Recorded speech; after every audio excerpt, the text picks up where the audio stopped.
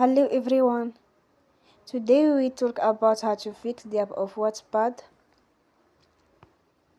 We will go to settings.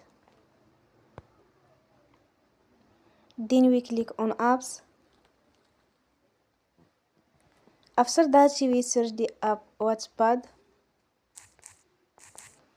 and we click. Then we will on for stop. After that we go to storage. Then we click on clear cache.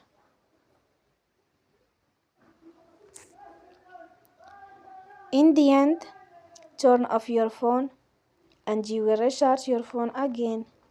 Don't forget to support us by like and subscribe.